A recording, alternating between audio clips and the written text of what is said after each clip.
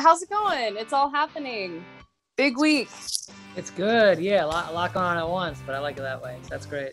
So album's out this week, tour. What's going on in your head as we get there? Oh man, I'm so excited to just kind of embrace that part of me that's been dormant for 18 months and finally get back on stage. And to be able to play like so many new songs live for the first time ever. How long has it been since you played a show? I got home from tour March 1st, 2020. And I was like, man, it's going to be so nice to be home for like 2-3 weeks, hang out. And I'm finally going back this Friday. Careful what you wish for. Yeah. We talked about it last time we talked. You had this whole process, right? A plan to release 3 EPs and then an album. Can you kind of talk about that plan a little bit? Kind of recap that for us now that we're getting to the debut album? Yeah, for me, a debut album fits into a much larger body of work. And I always wanted to kind of start with these 3 EPs that all subtly evolved on the EP before it, and played with different themes and ideas, and then have that all culminate into an album that's like one giant step from that EP trilogy, and have those EP trilogies live as one little work and the album itself be its own separate statement built on those shoulders. Since you had that plan a long time ago, how did your vision change between then and now? If it did at all. Yeah, no, a lot has definitely changed. Just having the time to make this album, I went through so many songs and I finished so many records that I loved to death, but just didn't fit into the theme of the story I wanted to tell with this first album. So for like every album, there's like 2 albums that are kind of at the bottom of the East River. And this was like a very specific narrative I wanted to tell during what was a pretty dark time. And I wanted it to always convey a sense of like escapism, which I think like the Black Parade, like we were talking about before we started recording, like that to me is like an escapist album, and kind of a note I'm always trying to hit. Speaking of the Black Parade, at the end of MMC, that little part, that sounds like blood from the Black Parade. I know I saw somebody else on Twitter say something about it, but that's the first thing I thought of. Have you been getting that a lot? Was that on purpose? For sure, but I think like bands like MCR and I, like a band that I grew up on, like we're drawing from a lot of the same source materials, and you kind of end up with very different results. So like they were drawing on Queen from that, and me too. Like I'm very inspired by Queen, but also inspired by MCR, who's inspired by Queen. So it's kind of like this weird lineage, like all the filters it passes through, and then it creates, in my opinion, like totally new music, which is so exciting. Yeah, it had the same kind of I think setup. Is you have this huge song, Famous Last Words, into this finale. When I played MMC on our station, I went on. I didn't realize the radio edit didn't have that ending part, and so I went on before, and I was like, "Oh, guys, like this song's cool, and also listen for the end. It changes so quickly. It changes directions. It sounds like this." And then it just ended, and I was like, "Oh, just no. kidding." But go listen to the whole thing. I promise, it's awesome. MMC is awesome. Is there any particular reason for releasing that first as like the first taste of the album?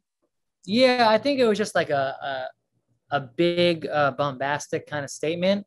And for me, like I just want you to know with the album that like I'm not messing around. I'm not playing it cool. I'm not trying to do anything other than just be myself and be just fiercely individualistic and grandiose with all the music. Yeah, it's very much a statement. You don't let a rat into the Mickey Mouse Club. Can you explain that a little more, like what that means to you? Yeah, I have an idea, but I want to hear from you.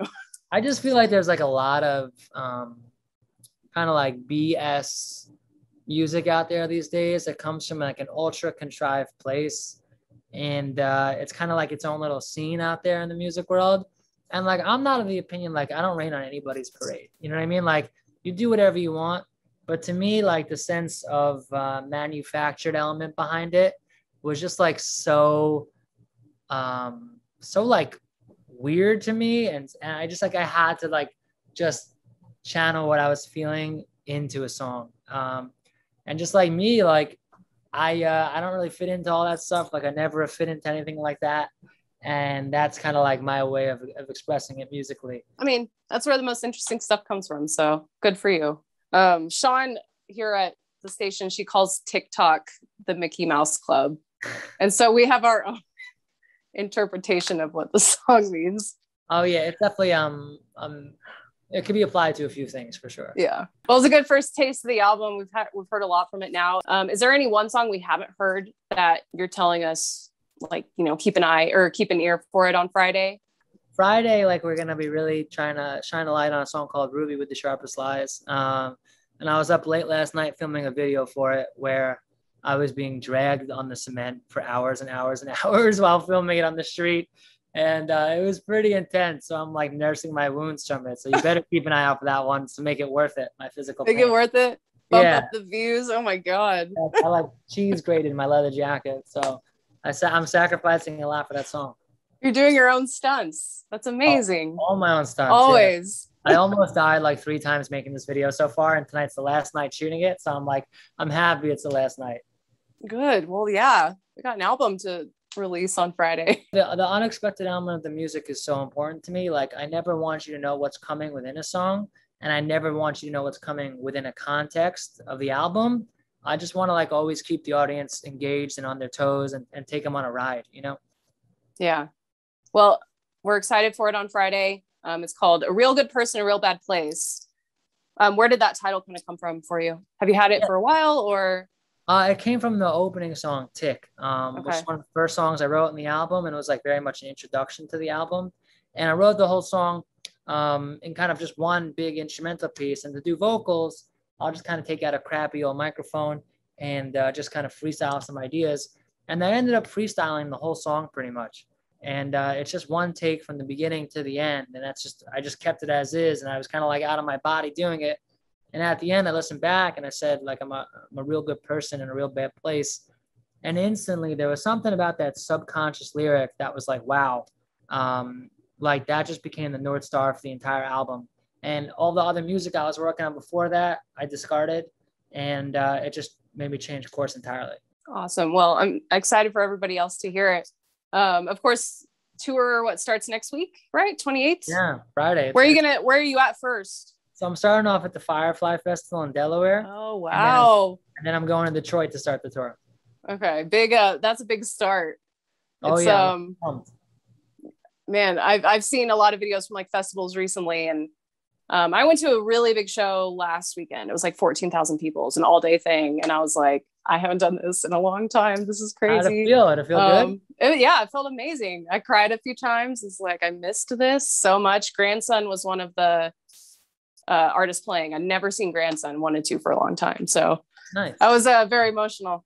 It's exciting though. It's very exciting. What's going through your head? And like, you know, obviously when I ask this question, you can say, of course, playing shows and stuff like that. But what are some things you miss the most about tour? Like maybe literal stuff or emotional stuff?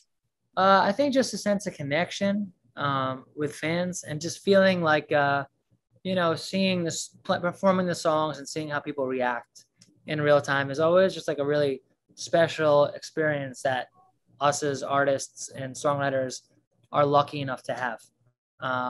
So taking that away was tough, you know, that sort of that feedback and seeing how it affects people. You get a little bit of it like on social media, but it's not really the same, you know? Yeah. What was it like to do those kind of live streams? Was it weird? It's always, you know what? Oh, it's shoot. fun to perform, right?